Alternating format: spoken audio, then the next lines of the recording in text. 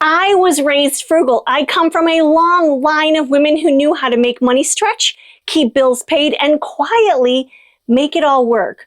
What I was never taught was how to budget. My mom didn't do anything wrong. She just never needed one. She kept everything in her head, tracking all the money mentally, and somehow always knew where things stood. That worked for her, but it didn't work for me. So when I was on my own, paying bills and trying to manage real life, budgeting suddenly became necessary and completely missing at the same time. That's when I realized something most of us don't notice until much later. We learned a lot of money rules growing up, but not in a clear or structured way, and many of those rules are no longer being taught at all.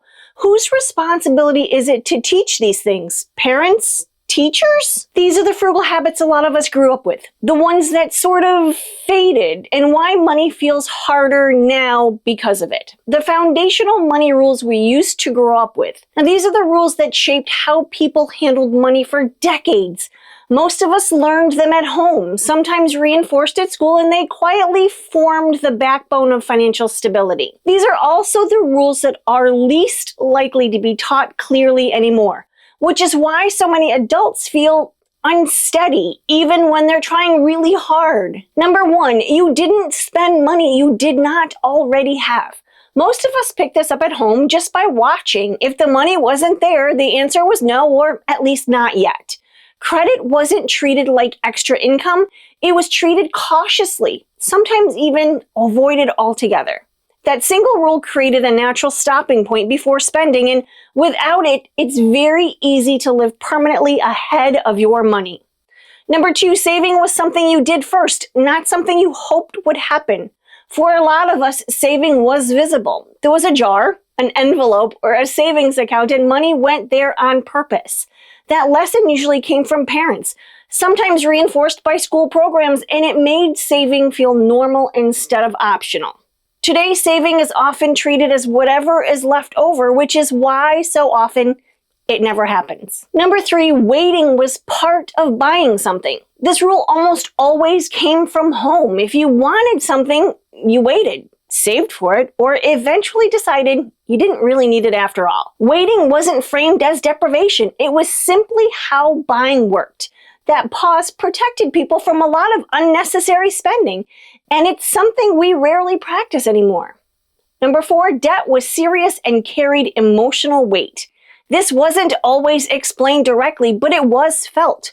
Adults talked about debt quietly or carefully, and kids picked up on that tone. Debt was not casual, funny, or brushed off. That emotional signal mattered because it taught respect for borrowing even without a formal lesson. Today, the uneasy feeling around debt doesn't get passed down the way that it used to. Number five, your lifestyle adjusted to your income. When money changed, life changed with it. We spent more when there was more and pulled back when there wasn't. And that flexibility was pretty normal. We saw this at home, and school reinforced it without anyone ever calling it a money lesson. Living beyond your income wasn't framed as temporary or clever. It was framed as risky. Number six, monthly payments were not the same as affordability.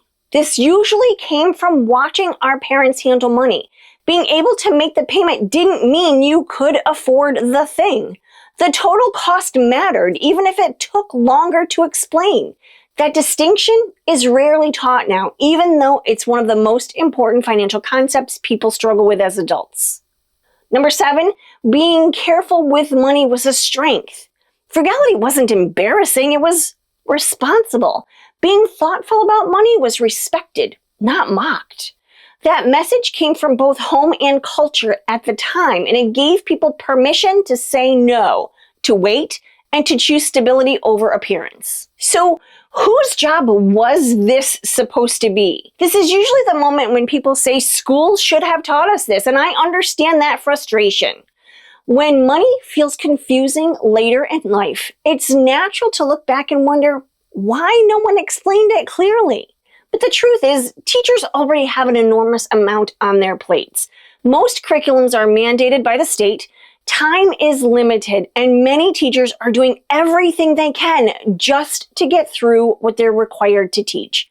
Money isn't something they're free to add whenever they want. Now, some schools do offer classes in high school that cover money, like accounting or personal finance, and those classes can be incredibly helpful. But they're often electives, which means not every student takes them. And when money is taught, it's usually taught either very early, before kids have any real context, or much later when teens are choosing to learn them. At the same time, parents are expected to fill in the gap. But many parents were never taught this clearly either. They learned about money by watching their own parents, through trial and error or by necessity, not through structured systems they could easily explain. So money education ends up in this strange middle space where everyone agrees it matters, but no one is fully responsible for it.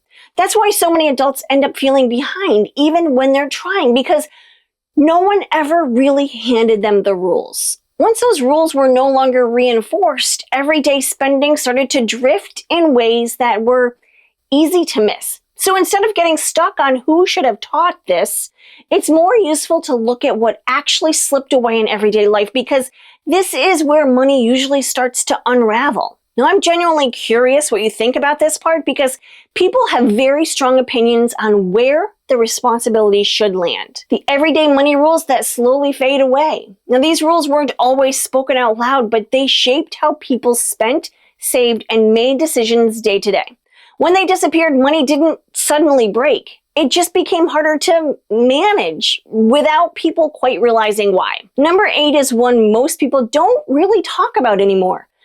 Having used was often the smarter choice. Buying secondhand was normal. It was practical, not embarrassing. That mindset saved money quietly without requiring a lot of discipline or willpower. Number 9, fixing things usually came before replacing them. When something broke, the first thought was whether it could be repaired. Replacement was the last step, not the first. That habit alone reduces a lot of unnecessary spending. Another one that really mattered is that you knew roughly what things cost. People paid attention to prices because money was handled more directly. That awareness made it easier to spot when something felt too expensive. This one is easier to forget now, but convenience almost always costs more. Saving time usually means spending extra money, and that trade-off was understood. Today, convenience is often framed as harmless, even though it adds up quickly. Number 12 is about advertising, and this one really changed. Advertising was meant to be questioned. Marketing wasn't taken at face value. People expected ads to exaggerate and learned to be skeptical rather than emotionally pulled in.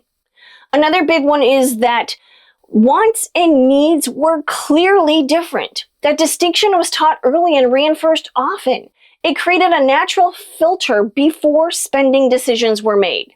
This one mattered more than we realized. Emergencies were expected, not surprising. Saving for the unexpected was common because people assumed something would eventually go wrong. That expectation made emergency funds feel necessary and not so much optional. Now, here are the money rules we slowly stopped repeating. These are the rules that used to be reinforced so often they barely needed explanation. When they faded, spending didn't feel reckless, it just became easier to justify.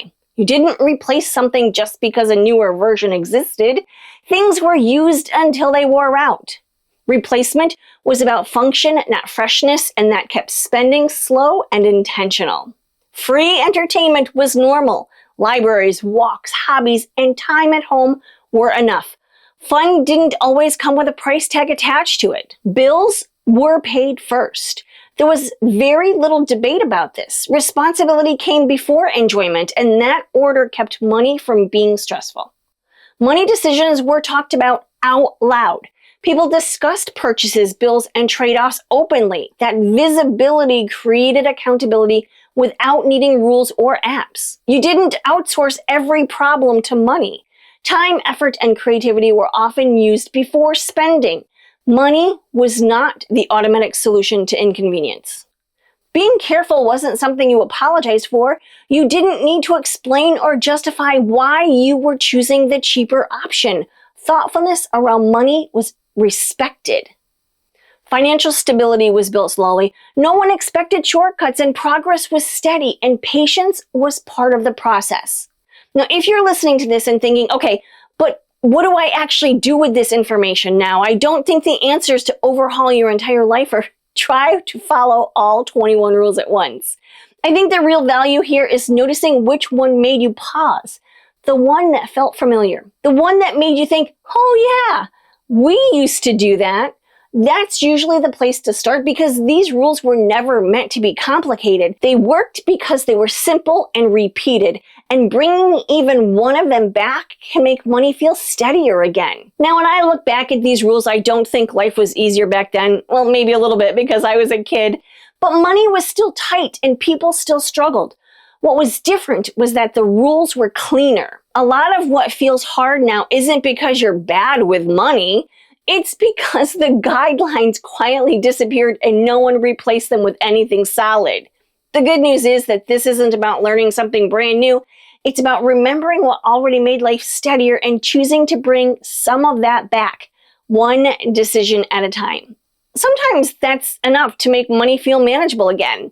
And if this video spoke to you, don't forget to like, share, subscribe, and watch this video next.